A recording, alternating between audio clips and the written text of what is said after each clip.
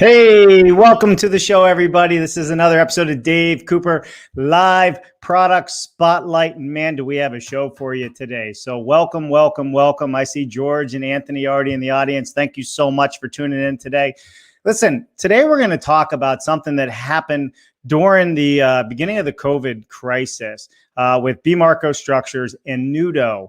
And these are two companies. One's a manufacturing company, BMarco Structures, and NUDO is a supplier of products to BMarco. They came together and they actually built and delivered a hospital unit in less than 4 weeks. Now, that's not just delivered, that's operational. So this is going to be an exciting show today. We're not only going to talk about that, we're going to talk about some of their newest things that are coming up, like PopUp Modular Manufacturing and also their steel manufacturing. So there is a whole lot to cover. So we have Anthony Contouris, who is the CEO of BMarco Structures, with us today.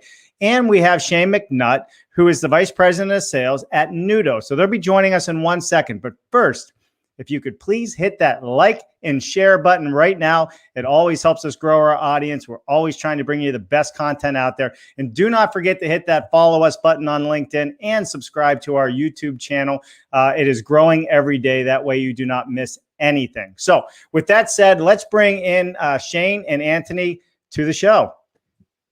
Welcome, gentlemen. How are you today? Good, Dave. How you doing? Man, I am doing fantastic. I think this is going to be just such an exciting show. We have videos to show. We have, if I can get it all straight on the computer, we got NUDO products pictures to share. And, you know, we got product from Anthony BMarco to share. So, but I think first, the most important thing is I want both of you to take a moment and I want to know everything from the moment you were born to right at this very moment, within just a few minutes. So if you can do that in less than 5 minutes each, I think that'd be great. But yeah, just make it short and quick. Shane, why don't you go first? Shane is the Shane McNutt, the VP of Sales for NUDO.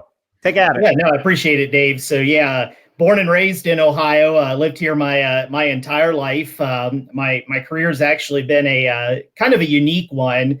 Right out of high school, I went to OSU for electrical engineering. And out of college, had the opportunity to gain a position as a technician with the company. And within 6 months on the job, I had the owner of the company hand me a catalog, said, "I like how you deal with customers. You're now in sales." So really started my sales career in 2004 and got into the building product industry in 2008. Couple years later, we went through some acquisitions, the company that I was with, and NUDO Products acquired that company. So in 2015, it really gave me the opportunity to shift over to NUDO, and that's really when I got involved in the modular industry and really learning this side of the business. So spent a couple years just learning the customer base, learning the products, getting involved, and here earlier this year moved into the current position I'm in, just overseeing sales and looking to grow the business. And that's really what led us to working with Anthony and BMarco with some opportunities to help them out with the project we're going to discuss today. Yeah, absolutely. I mean, help them out. My goodness, you guys did more than help them out. You guys worked at lightning speed, and we're gonna hop into this. So Anthony, what I like about Anthony is he has a really good sense of humor. I said, Anthony, how do I say your last name so I get it right? And he goes, it's all Greek to me. So I think it's fun. I think we're going to have a lot of fun today. So Anthony Contouris, CEO of BMarco Structures, give us your background and then we'll jump into it. Thanks, Dave. Yeah. So actually, just like Shane, I guess, at least I think so, that my story is unique. I guess we all think that about ourselves. So I was born in Greece, in Athens, and so I made the decision to study abroad. So I applied and I got accepted to UC San Diego for my bachelor's in mechanical engineering. So when I was 18, I moved to San Diego, and even before the 4 years elapsed, I connected with Boris, who is the chairman of BMarco Structures. And he said, "Hey, I've got this crazy idea. I want to start this company." And he started companies previously. So we connected, we really hit it off, and we started BMarco Structures July 1st, 2014. And so I got a one-way ticket to Atlanta from San Diego. And since I have 5 minutes, maybe I can crack a joke. People joke a lot of times because I tell them I moved to Atlanta from San Diego. They're like, "What, are you crazy? You left San Diego for Atlanta?" And I'm like, "Listen, I also left Athens, Greece to go to San Diego." So they're like, "Okay, you're crazy." So that was my joke for the day. So essentially, yeah, we pretty much bootstrapped the company. To be truthful, we didn't have a whole lot of money to start with. Very dissimilar from a lot of companies that we see now who either Silicon Valley or outside of it, but still the same type. A lot of investment money. So we started with shipping container modifications. That was the first division. Then we moved into steel modular, and now we're going into wood volumetric modular as well. And I know we're going to be touching upon all those three in this live, but essentially something that's unique about us. And if there's only one thing that you remember from us, let it be that one. We're 100% on time. And so every single project we've ever undertaken, period, has been on time, inclusive of the project that we're going to be talking about right now. So that is very special, and you would recognize that, especially if you're in the construction industry. But that's something that I don't know of another company that can claim that, and there's proof to that too. So. You know what? 100% on time. In fact, I'd like to hear, I mean, I know we have some people in the audience. How many other people in this manufacturing world are 100% on time? I think that's a great thing to say. And you know, like I wish you the best in continuing that 100% on time. But to make that happen, that's where you have to have partners and collaboration within this industry, right? So let's talk about this Liberty. In fact, let's show a video about what this Liberty project is that you delivered, right? So you built, you delivered, you set, and it was operational. Correct me if I'm wrong, all within 4 weeks. And we did all the engineering and drawings in those 4 weeks. So a lot of people, you know, wouldn't really believe it, but there's ways that we managed to do it, which are somewhat unprecedented, but we'll jump into that. But yeah, all of that in 4 weeks. That's correct. Yeah, that's absolutely amazing. So, all right, I'm going to jump into this. Let's put this up and let's watch this here real quick. 4 weeks, and you still have your hair. Some of it. We had a huge number of patients coming in. We built up our ICUs in a matter of a week. We're trying to find beds left and right. I've never been through anything like this. This is changing every breathing moment for all of us. There's no time to waste. The timeline was really the big challenge. Designing something that normally takes months, doing it in days. It was all hands on deck, all the time together. Each hospital is consisted of 6 clusters. Each cluster yields 4 patient rooms. Every hour, every day that we could turn these units over could translate into lives being saved.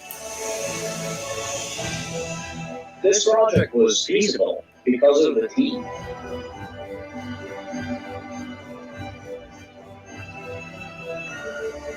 Everybody stepped up and made this project work.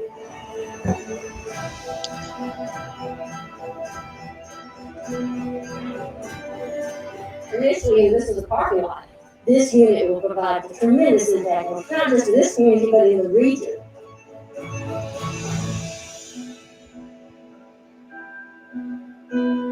Once you walk in the door, it's like you are transported into a hospital.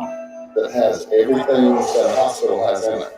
I mean, everything. To follow through with what you say you're going to do on a pace that was as crazy as this one was, it's nothing short of remarkable.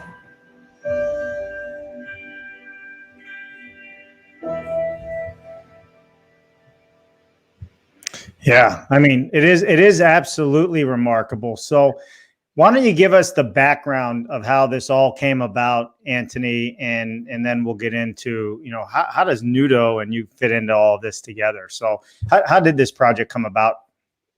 Yeah, and every time I watch the video, actually, it gives me chills.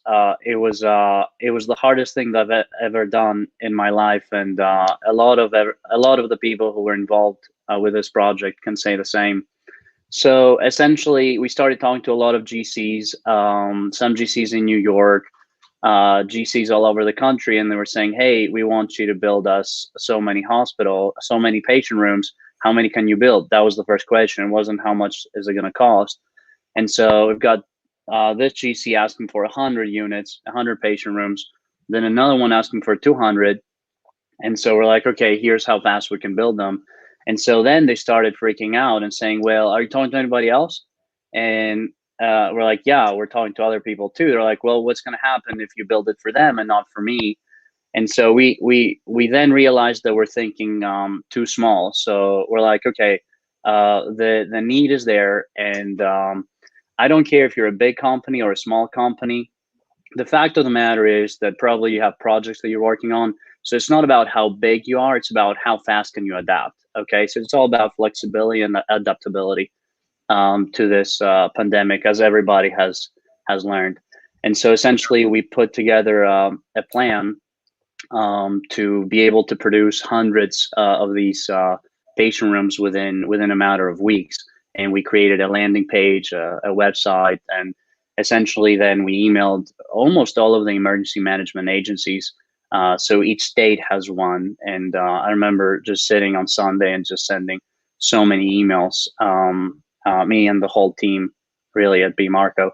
And finally, the state of Georgia actually created a group, a task force, if you will, to procure and deploy essentially patient rooms to the state of Georgia. So right. State of Georgia reached out to us Wednesday, and they're like, how many can you build? We need that. What's your model? What's your design? And we had a down payment and a contract by Monday. So 5 days, the state of Georgia to wire us the entire down payment, okay, from like 5 days ago, they didn't know about us. And so they literally, on the kickoff call, they had someone whose title was a their title was a red tape eater. So these guys meant business from day one. So yeah, the state of Georgia got a hold of what we're trying to do, and that's how the project came to be. Yeah. I mean, 5 days for the government to do anything in 5 days, is absolutely amazing. So, all right, this call, this whole thing happened in 5 days. They got a check in the mail to you. Now you guys are on the phone with, Shane McNutt and all the other suppliers out there, because have you built a hospital before? We hadn't built a hospital before. So actually, about a week before that happened, Heather reached out to us, and she was interested in being a part of the team, regardless of anything that had to do with hospitals.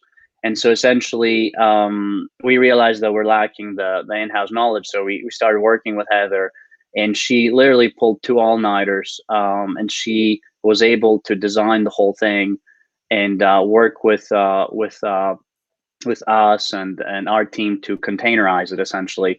And that was a great effort. And so we came up with a design, but still we had no idea how to build a hospital, because we've never done that before.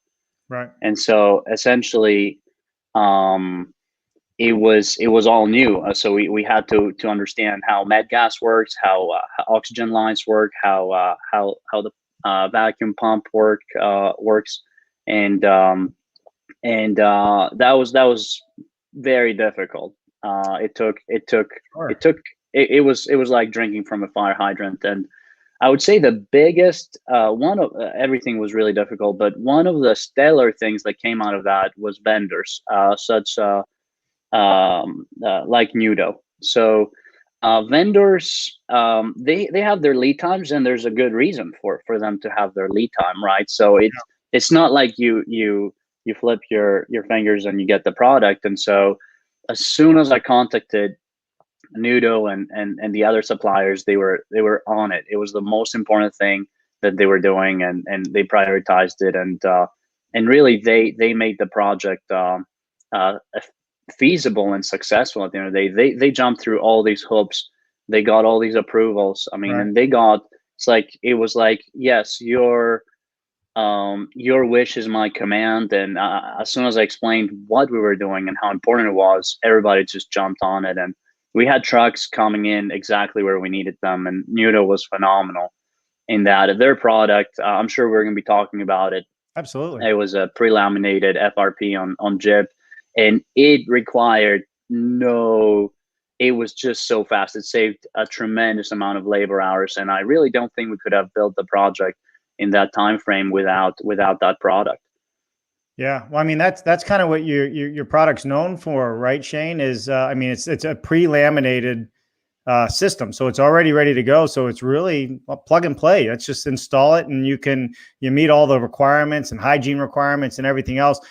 So why? Let me. In fact, I got some questions here. Let's just put it up. Why choose a pre-laminated panel over laminating in the field? And I think you kind of answered it already, Anthony, because it's fast. Yeah, and that's a key thing. I mean, that's what we really pride ourselves at NUDO on, is we consider ourselves the industry leader when it comes to lamination, with having 4 in-house lamination lines and a lot of other things under our control. We have 2 sheet lines, make our own HDPE in-house. We make our own extrusions. We have 8 in-house extrusion lines. And then our parent company is also the industry leader in manufacturing of FRP. So we really pride ourselves on having the components on the floor that we could quickly pivot and turn things. And as Anthony said, they came to us, Marco talked to us about this, the type of project, this being COVID related, and this needed to be turned very quickly. And we're really looking at ways to pivot the company. We over the years in the modular industry, we've been really big on offices and a little bit on hospitality in that. But the healthcare side was something that was kind of newer to us, and this really helped us pivot and go in that direction. But yeah, to talk about the lamination and the benefits, it's really the labor savings. When you're looking at having to put sheetrock up on a wall, you're having to finish that sheetrock, then you're having to take your FRP or your other substrate, glue it to that. It's very labor intensive, where we can take a pre-laminated panel, produce this all in-house, get it there, and then it's just installed directly to studs, furring strips, and really, again, just saving a lot on the labor. Yeah, no, I think so. In fact, I'm going to actually pull up because I think, a picture says 1,000 words. And I know I have one from the Liberty Project. I think this one will be fun for us to kind of walk through that shows this. All right, so let me blow this up so everybody's not looking at my... All right, so if everybody can kind of see what we have here. So why don't you walk us through, Shane, I'm assuming all of these walls are your product.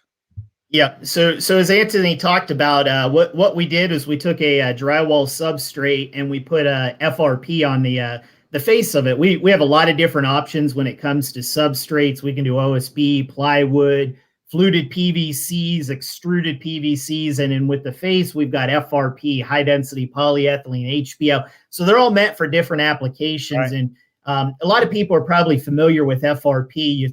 If you walk into any restroom, into any commercial kitchen, it's the white bumpy product that you see on the wall. But it's really ideal for these type of applications because it's very cleanable. It's mold and mildew resistant. So we laminate it to the drywall, and then this is installed directly to the studs. And you're correct, this is lining the walls on this project.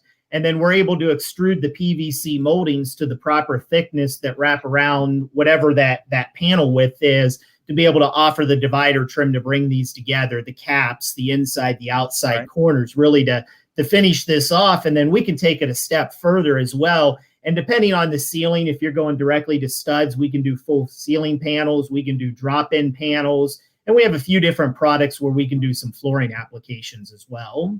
Yeah, and I think we have some of that too, and I'm gonna pull that up and as well. I think, and just going back to this picture real quick, Anthony, can you just walk us through where we're at right now? So I'm assuming that's a container on the right and on the left, and then we have the corridor down the center, but maybe I'm wrong. Tell me what we got here. No, that's exactly right. I'll walk you through, and maybe I can answer it, your question as well from my perspective. So where we're at here is, well, it's all containers. So we are indeed in the containers. So we had the middle containers were a corridor, so they connect back to back.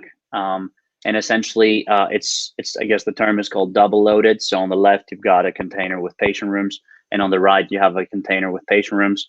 And so exactly where you see those wooden doors, the double doors that lead from the corridor to the patient rooms, that's essentially the joint between the containers. So we had horizontal joints, vertical joints, and roof joints at that location.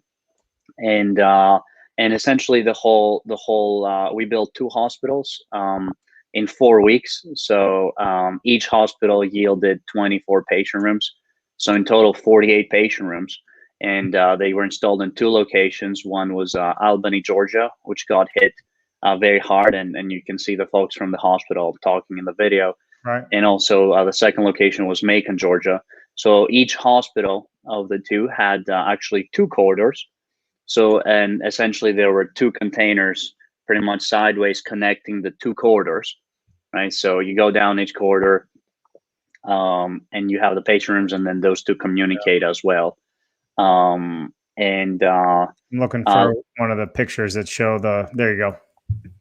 Yeah, so essentially you can see kind of a grouping of 3 containers on the right with its own stairway, and then a grouping on the left with 3 containers as well. So where you see the double doors, essentially that's the corridor for each, and then the 2 corridors do communicate internally with a container that's perpendicular to those that you see here. So those containers go 40 feet into the page essentially. And you can kind of see in the background the Navison Center. So all these hospitals were tied into infrastructure of existing hospitals. So we saw 2 things. One was hospitals were able, of course, to service COVID patients during the beginning of the pandemic. And the second thing is hospitals were also able to isolate all of their COVID patients into those container hospitals. And so they don't have any COVID infected patients in their main facilities, which is really, really important, actually, as you can imagine. And let me also talk about NUDO's product. So, and Shane, correct me. I say correct me when I'm wrong. I don't say connect me if I'm wrong. Something that if you're a manufacturer, if you're laminating walls, if you're using FRP, an advantage of a pre-laminated panel is when you're post-laminating on the field or in the factory, you're looking at a 0.09 inch FRP, but when they're doing that in the factory, it's a 0.03 inch. It's a much. Yep, that's exactly correct. I mean, you're looking at an 090 as the industry standard for field lamination. When you start getting thinner than that, it's very hard to laminate in the field when you're going up against the wall. With us having the in-house lamination lines, we also have presses, so we can get a firm press on that. And it really depends on, I mean, we have a lot of different options. 030 is very common. That's about the thinnest you're going to get when you're laminating. We do also offer a standard 050 specifically in our Class A. And then with some of our other products, we can do some variations when we have a little bit more control over it. But it really helps, just as you said, Anthony, it helps bring costs down. 1, you're looking at the labor savings, but 2, you're taking a little bit less out of that FRP on the face, and you're still getting a really strong lamination, and it's still just as durable as the 090. Yeah. Go ahead, Anthony. Yeah, the quality of those panels. I mean, I was looking through the material. I was touching and feeling it. We were all on the production floor because it was just a crazy project, working 17 hours a day. And I was really struggling. I was trying really hard to find defects with it, but it was phenomenally done. So if there's any manufacturers who are hearing us, a lot of the plants really stutter and get really behind with mudding, painting. So really, as a plant, as much as you can install a pre-finished wall, I mean, you're looking at extremely high advantages in terms of your labor. So using a great product that's pre-laminated and you don't have to paint it, you don't have to do any of that. It's just a tremendous speed advantage. And as we said, the quality is going to be better when you're laminating in a factory as opposed to at 90 degrees to the ground. I mean, it's just, I don't care how good you are. And that's one thing that we really try to pride ourselves on. We actually became ISO 9000 certified late last year. So we've put some, coming from our parent company, Versatech, we put some big strains on looking to get a quality product out to our customers. I mean, no company's perfect, and we may have something go out, but we want to take care of our customers. We get it corrected right away, and of course, put a corrective action in place to prevent anything from happening again. Yeah, for sure. I mean, so these pictures that I've been going through up on the screen here. So walk us through. Is this all the same project, the Liberty project that we're looking at here, Shane? Yeah, this one's actually different. So some of the photos I sent you, I sent you some of them that Anthony had shared with us, but just wanted to give you a couple other examples here. So this is a similar product. You're seeing the FRP that's laminated. It's being used on both the walls and the ceilings here. Very similar type product. Most of these are container conversions, but we also have the ability when you're doing a wood build or a modular build that you can go directly to the studs with these products as well. Right. And you guys focus on everything, like walls and ceilings is your main focus. Walls and ceilings are our main focus. As I mentioned earlier, we have a couple different options for flooring. We extrude our own high density polyethylene in-house, and we have two different substrates that are more of a anti-skid type substrate. So they get used on a lot of stages, risers, mezzanines. Right. We actually had a customer that built the stage for the Super Bowl last year, and they used our panels as the base for that stage. Now, you couldn't see it when you were looking at it because they put their light up system and everything over it, but very similar situation to with Anthony. Is customer reached out, and this was in the end of December, right around when everybody's shutting down for the holidays, and they had to have this produced and ready to go in January to be prepared for the game in February. So it was a very quick turnaround, and with our motto of keeping product on the floor, we were able to achieve those dates. Yeah, well, I mean, it sounded like it, right? So, I mean, I know we have some modular manufacturer folks tuning in right now. Shane, you have a whole product deck for modular manufacturers. So, if anybody's interested in it, just put, ask in the comments here, and Shane, you can get some of that information out to them. So, and we'll put the link to that on there. Let's go to some comments real quick, and then we're going to get into pop-up manufacturing, right? Here's the term we haven't talked about much, pop-up manufacturing. We're going to talk about steel modulars as well, because B. Marco is getting into all three worlds, wood, steel, and container. And I think this is going to be a great second half of this conversation. And Shane, I know you're part of some of those projects, or your company is as well, which is great. And that right there means that Anthony and his company really appreciate everything you've done. And that says a lot. All right. Let's go to some comments. Let's see who's out there. We'll say hi to a few people. We got good old George Ryman from Phoenix. What's happening, George? Anthony, good day. Good morning, modular. Love it. We have Nicole Emilio Casper. That's pretty amazing. Well, thanks for joining us, Nicole. We appreciate having you here. And we got a good old Henry Mickelberg from France. Hey, Henry. Having been involved in a few hospitals, traditional and volumetric, the med gases and clinical validation is tricky. How did you attain the sign-off approvals for your hospital?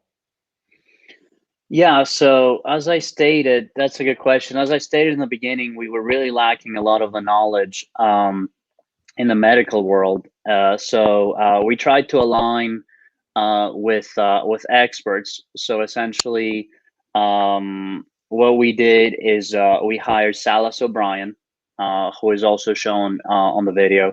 And they did all the MEPs. They stamped all the MEPs for the project, and they did a phenomenal job. So they really taught us a lot of what we now know on how to run med gas, oxygen lines, vacuum, and so on and so forth. So they were excellent in that project. And so they stamped the set, the med gas drawings, and then essentially what happened in one of the beginning phone calls with the state of Georgia and GEMA, the Georgia Emergency Management Agency, said, listen, we need those hospitals. So if we have to, and we get delayed by permitting, we're going to ask for forgiveness from the state. So here you have the state saying we're going to ask for forgiveness from the state.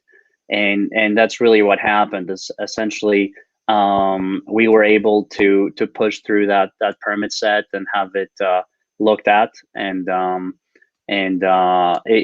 Salas O'Brien did a phenomenal job, and of course we had inspectors at the plant every day there to make sure that we're building it according to what they did. But had we not had Salas O'Brien and their expertise and MEPs, we would have not been successful at all.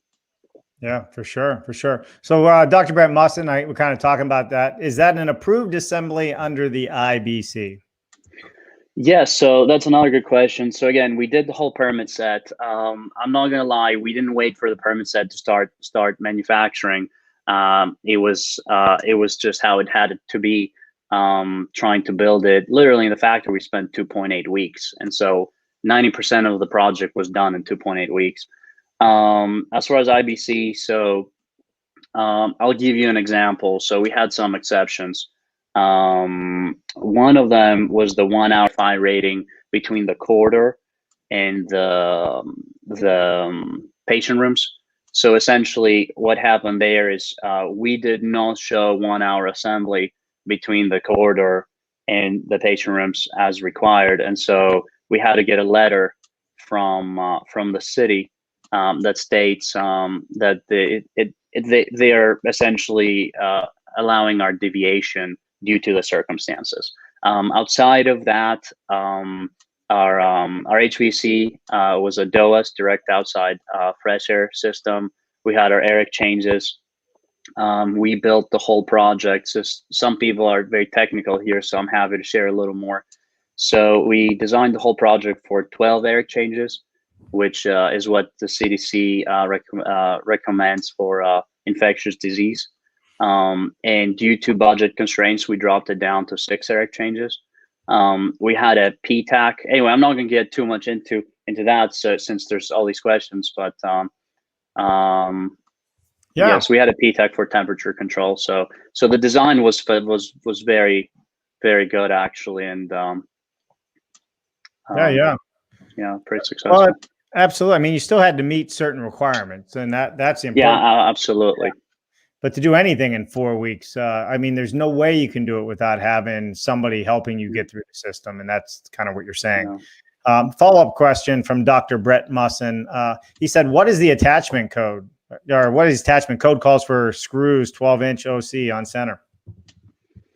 Yeah, so essentially with a product like a prefabricated panel, you've got, your board is 4 foot wide, so you've got 4 studs behind it. So essentially where your joints are, board to board, we do mechanically attach them, and then we have the trim piece that covers that.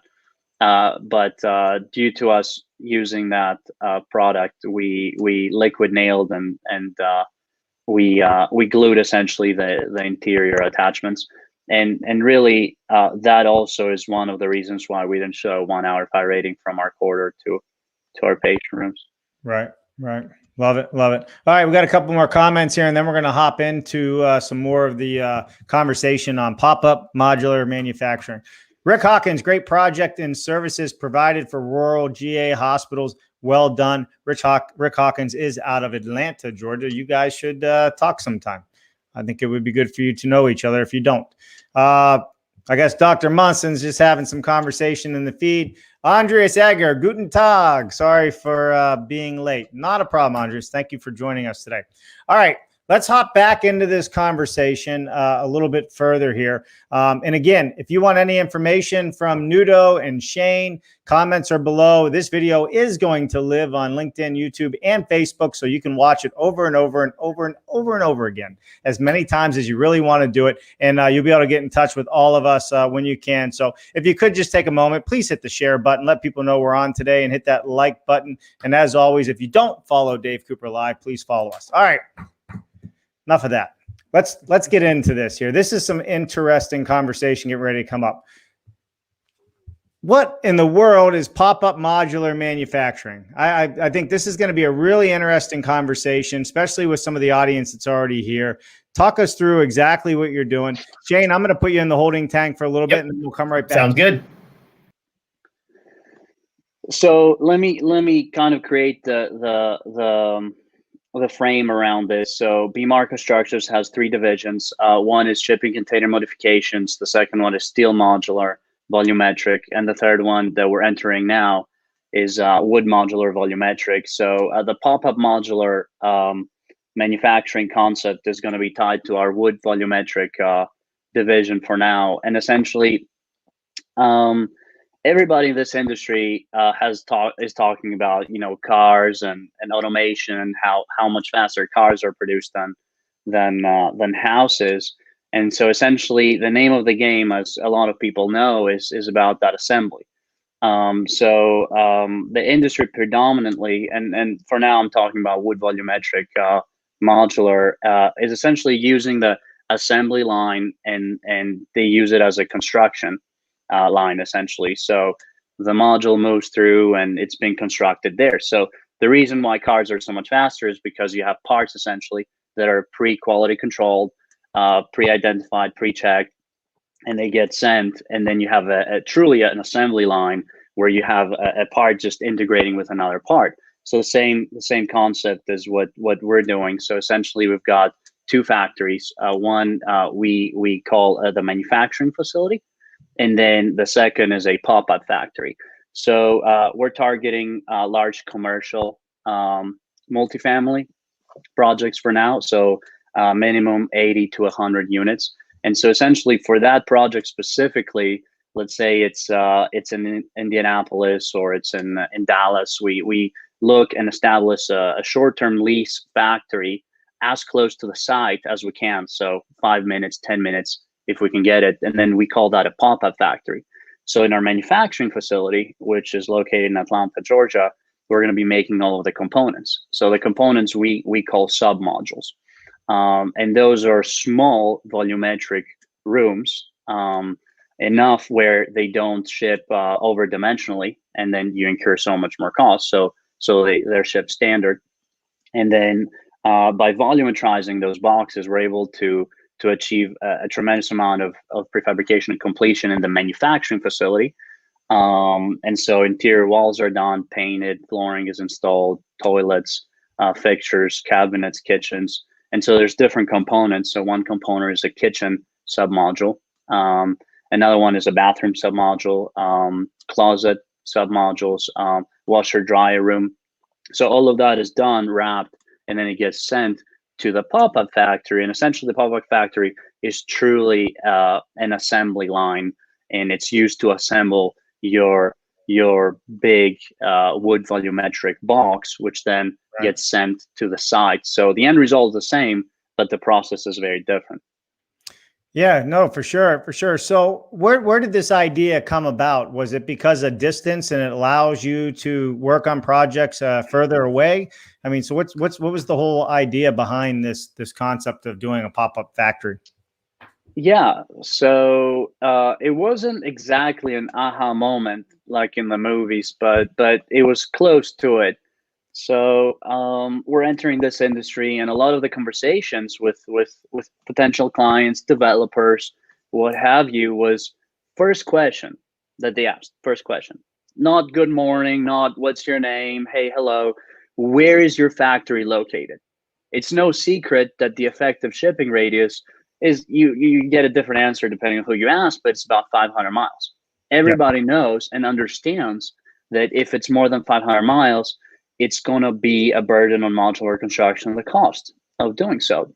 And so I just got tired to anticipating and biting my nails, on, okay, where's your project? And so I said, let's reverse engineer that. The United States is a huge market. I mean, it's tremendous. And a lot of the constraining factors on factories, you see some going offline, some are struggling to keep afloat. It's like, well, why don't we just eliminate that issue, right? And reverse engineer. And then I don't care where you tell me that your project is at, we're going to be able to cater to it. Of course, there's some conditions that needs to be large enough. So that is kind of when it clicked. And it's like, oh my God, regardless of where your project is, our factory can be right there.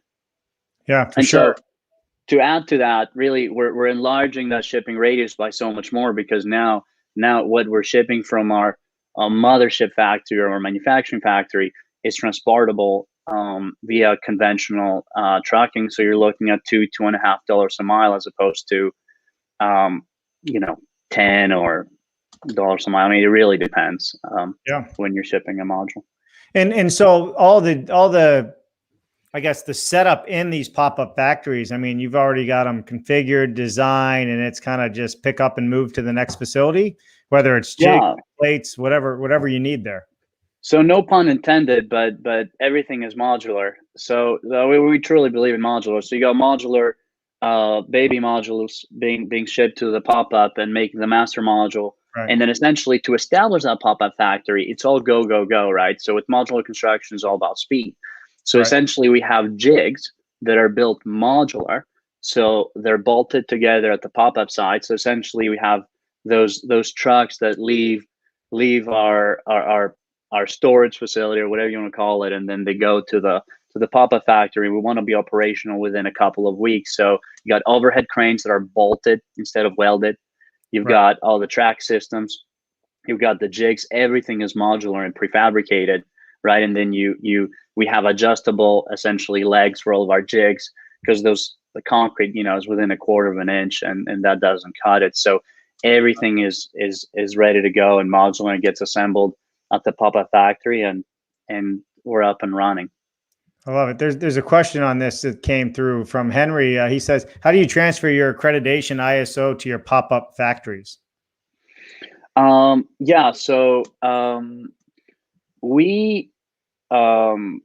Okay, so we're not ISO certified, and I'm not sure of other modular plants being ISO certified as well. But let's talk about state certification, which is very common. So essentially, being that we're doing so much work at the manufacturing plant, we're going to have to do plant inspections at the manufacturing plant as well as at the assembly plant. And so essentially, at that point, we're certifying both plants. And both plants incur inspections and different kinds of inspections. So yeah, whatever we would be doing at our one plant, we have to do on the second. So it's third-party agencies certifying the plant with the state that we're delivering the modules to. Yeah, I think it's a really, really interesting idea. So Rick Hawkins also joining us. Hey, Rick, glad you could join us today. He said, if I'm correct, you leased the manufacturing space to assemble the various components to complete these units for the project leading to this vision. Kudos on the forward-looking vision. Yeah, so that's a good point. So a lot of factories, a lot of owners, if you want to call it, they say, hey, let's put $1, $2, $3, $4 million together. Let's buy a facility. And really, BMAR Constructors has been very agile. We've been leasing all of our factories. That allows us to really almost change the factory every year or two based on our growth.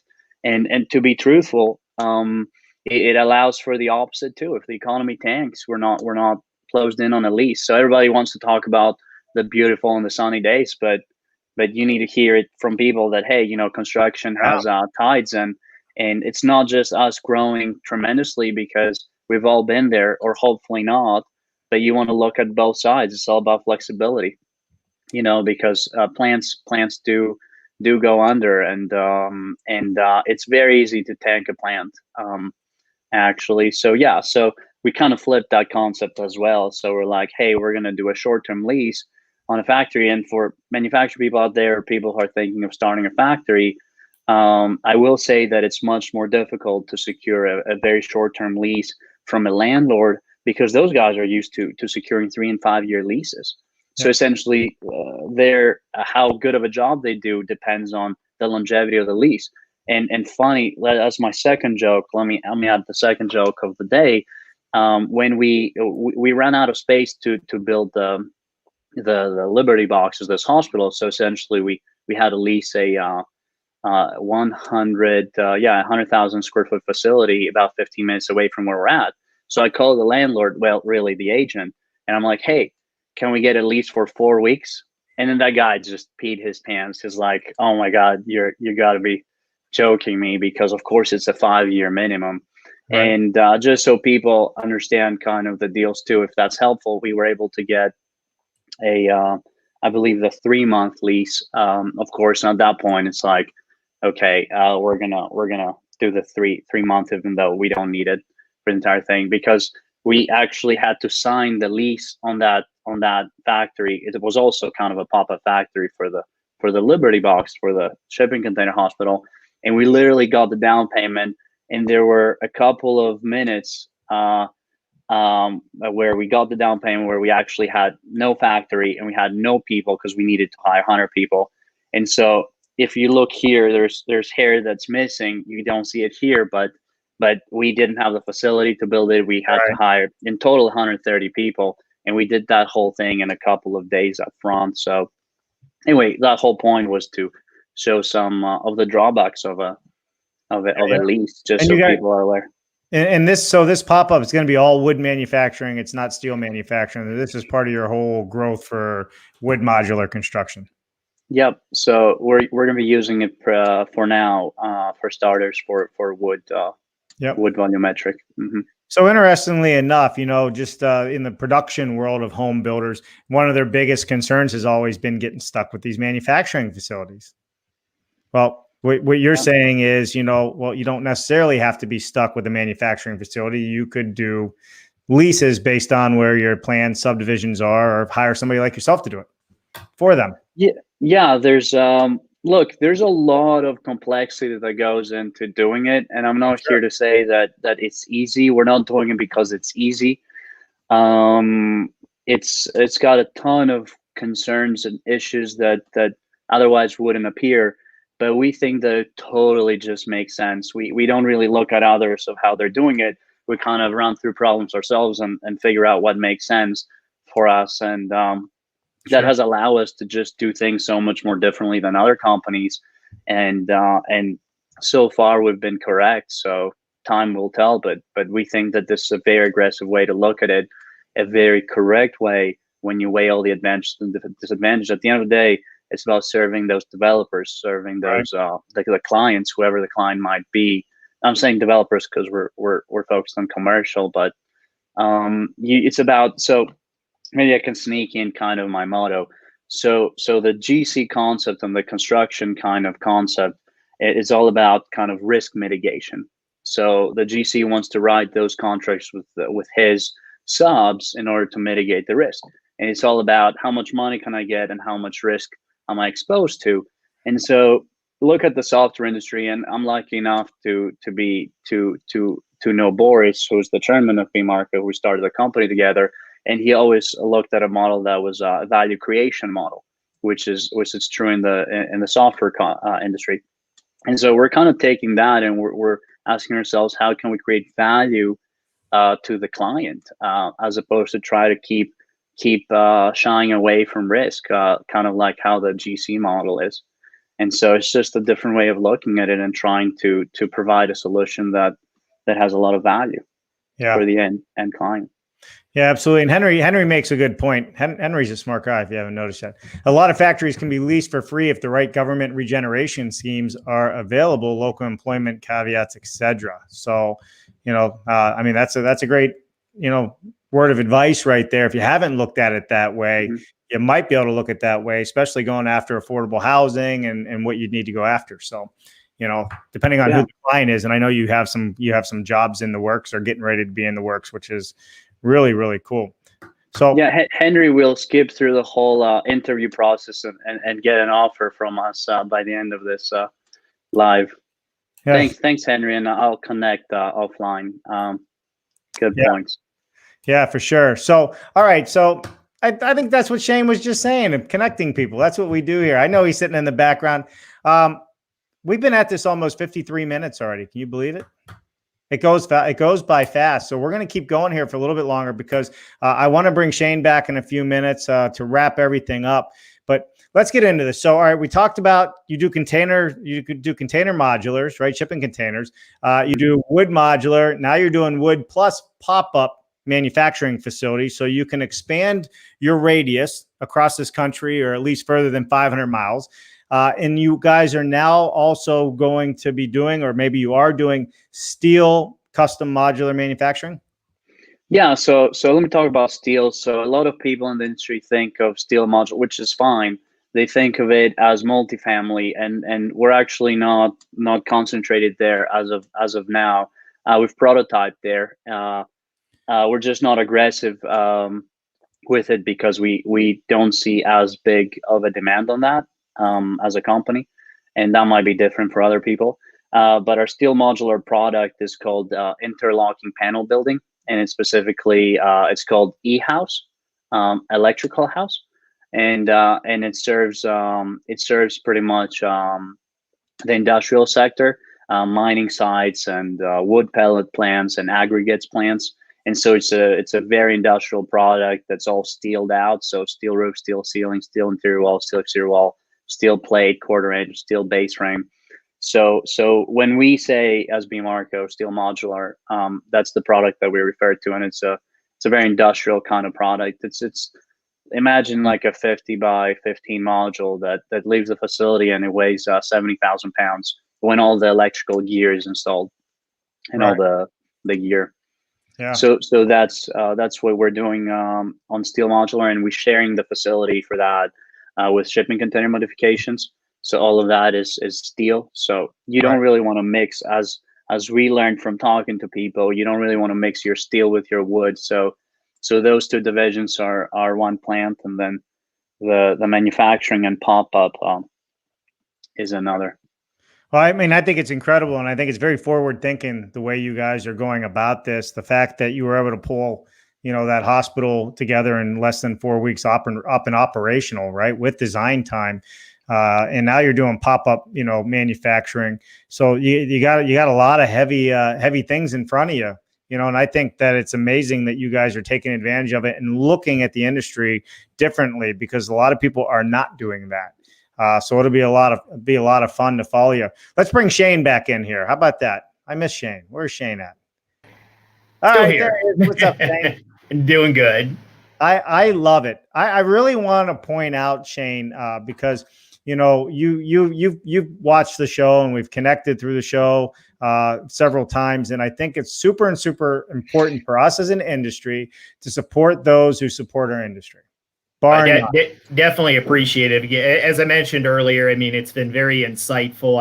I try to tune in as often as I can, and it's just, as you pointed out there just a few minutes ago, it's about building relationships and connecting people and that. So, I mean, definitely appreciate the opportunity and even getting Anthony on here to talk about how we're working together and how we're supporting our customers and helping to grow the modular industry. Yeah, well, it is by invite only. This is not paid for programming by NUDO or B Marco. And I think we really try and stay true to those that are making a difference in the industry and taking things to the next level. So listen to anybody, listen to everybody. If you guys are out there and you want to connect with Shane or Anthony, you can get to them right through LinkedIn here. And if you could, just hit that like and share button one more time. Anthony, you got any parting words for us? Well, I don't like to see it that way. We're not going to part. But I want to say that it's next steps. I like that. So I want to thank Shane and Dave for inviting me and sharing the story. And it's very exciting. So we're ready to get down and get dirty and figure out what if everything we've been talking about pencils out and how it does. It's all about learning. So. And a lot of our success depends on our vendors. And so we'll definitely keep the NUDO partnership open and strong, and try to use that as a model for all of our vendor relationships. Yeah, I think it's great. And Shane, how about you? Appreciated. Yeah. All right, guys. So Anthony, Shane, honestly, you guys are very commendable people, and I'm very, very happy that we had you on the show. I think this was a great show, and I look forward to seeing what you guys are doing. And who knows, maybe we'll end up on a job site together one of these days in the near future. Sounds good to me. All right. Absolutely. So Shane and Anthony, you hang tight. We're going to go to our outro, everybody. Thanks again for watching. Please subscribe to our YouTube channel, and please follow us here on LinkedIn. My name is Dave Cooper, davecooper.live, and we will be back tomorrow at 1 o'clock 1 p.m. tomorrow Eastern, we're going to have Jody Varmus on our show from Base 4 Architecture. She's an author who just released her book, Get Money, Do Good. And she is also the director of programming for a new offsite construction college called Stonepile in Tennessee. Not to be missed tomorrow. These are real players doing really great things, not only in the United States, but around the world. Thanks for watching, everyone. We'll see you next time. Bye now.